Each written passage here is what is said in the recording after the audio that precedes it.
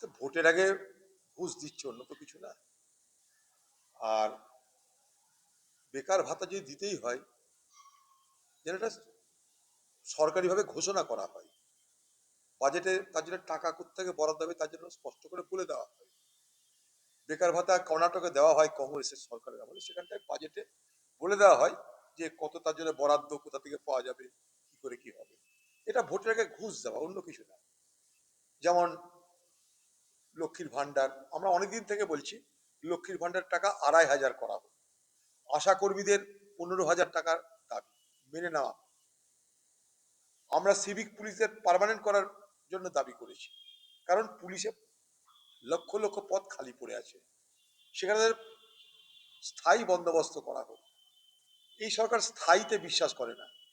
ঠিক বেকারদেরকে আমরা দাবি করি চাকরি এবং কাজের ব্যবস্থা করা হোক, কমসে কম তাদেরকে ট্রেনিং দিয়ে স্কিল্ড করা হোক।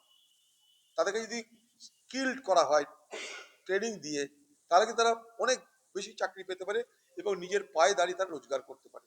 সেখানে কি হবে, ভোটের আগে তাদেরকে ভাতা দিয়ে খুশি করে দেওয়া হবে।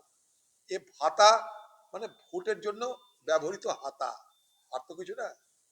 এই হাতা দিয়ে ভোটের ভাতা ভোটে ম্যানেজ করা হবে, ঘুষ দেওয়া ছাড়া অন্য কিছু না। তাই বলে আমি এটা বলছি না যে বেকারদের ভাতা কি গ্রহণ করা উচিত না, তারা বেকার, তাদের যেটা পাবে সেটাই নেবে। কিন্তু বিষয়টা হচ্ছে এটা কিন্তু স্থায়ী সমাধান তো কখনোই নয়। এবং লক্ষ্য করে দেখবেন ভোটের আগে কিন্তু যেন মনে হচ্ছে না ঘুষ দিচ্ছে। অর্থাৎ এই সরকার দরিদ্র মানুষের দারিদ্রতাকে সুযোগ নিচ্ছে, বেকারদের বেকারত্বকে পুঁজি করছে, অভাবী মানুষদের অভাবকে পুঁজি করছে। অর্থাৎ দারিদ্রতাকে পশ্চিমবঙ্গের তৃণমূল নির্বাচনের পুঁজি হিসাবে ব্যবহার করছে। দারিদ্রতা থাকলে মানুষের অভাব থাকবে, অভাব থাকলে কিছু পেতে চাইবে, আর কিছু পেতে যখন চাইবে তখন আমি দান করছি এই ভাবমূর্তি নিয়ে তিনি দাতা সেজে তাদেরকে বরাদ্দ করবেন।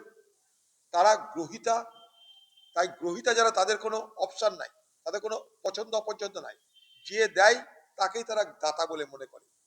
অর্থাৎ পশ্চিমবঙ্গে আজ মুখ্যমন্ত্রী দাতা, গরিব মানুষ গ্রহিতা। মুখ্যমন্ত্রী মালিক, গরিব মানুষ তার কাজের লোক। এই একটা বাতাবরণ তৈরি হচ্ছে। স্বাধীনভাবে নিজের পায়ে দাঁড়িয়ে তারা যে মর্যাদা সম্পন্ন জীবন যাপন করবে সেই দিকে সরকারের কোনো দৃষ্টিভঙ্গি নাই। হ্যাঁ, এগুলো হতে পারে, ভাতা ভান্ডার হতে পারে, এগুলো আপনি কি স্থায়ী ব্যবস্থা করতে পারবেন তাদের? তার জন্য কোনো পরিকল্পনা নিতে হবে। আজকে খবরের কাগজে কি বেরিয়েছে জানেন? পশ্চিমবঙ্গ ভারতবর্ষে বিদেশি পুঁজির বিনিয়োগে ১২ নম্বর স্থানে দাঁড়িয়ে আছে।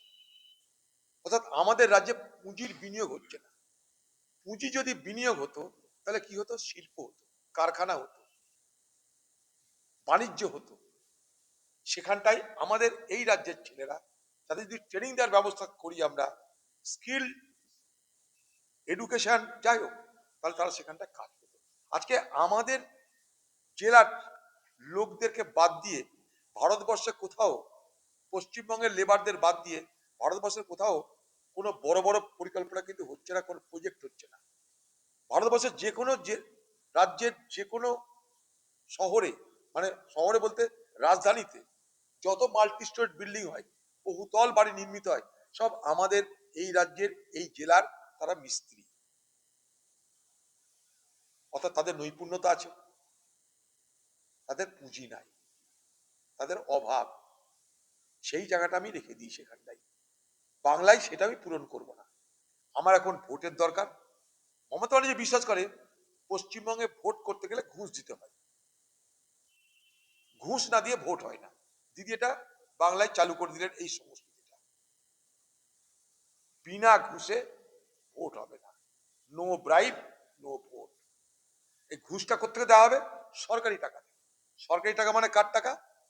মানুষের টাকা। মানুষ মানে কারা? যাদেরকে টাকা দিয়েছে তাদেরই টাকা। কিভাবে টাকা আদায় করা হয়? ট্যাক্সের নামে। বিদ্যুতের বিলের নামে, সেখানে কিন্তু কমছে না কিছু। বিদ্যুতের বিল কমছে না, বাজারে জিনিসপত্রের দাম কমছে না, সারের দাম কমছে না, বীজের দাম কমছে না, গাড়ি ভাড়ার দাম কমছে না, পেট্রোলের দাম কমছে না, ডিজেলের দাম কমছে না, জমি কেনা বেচার দাম কমছে না। সেই টাকা নিয়ে, অর্থাৎ মানুষের টাকা নিয়ে আমি ভোটারদেরকে দান করে তাদেরকে আমি বাধ্য করব, মানে প্রলোভিত করব, প্রলোভিত করব এবং বলে দেওয়া হবে দিদি থাকলে ভাতা চলবে, দিদি না থাকলে হাতা নিয়ে ঘুরতে হবে। কিন্তু ভারতবর্ষের সব রাজ্যে নানা রকমের মানুষকে জনকল্যাণমূলক প্রকল্পে অন্তর্ভুক্ত করা হয়। সবাইকে তো চাকরি দেওয়া যায় না, কিন্তু তার মধ্যে দিয়ে এই ভাতা দেওয়ার নামে এ বাংলায় যেটা হচ্ছে, মানুষের স্থায়ী রোজগারের প্রচেষ্টা না করে শুধুমাত্র ভোটের সময় ঘুষ দিয়ে ভোট আদায় করে নাও,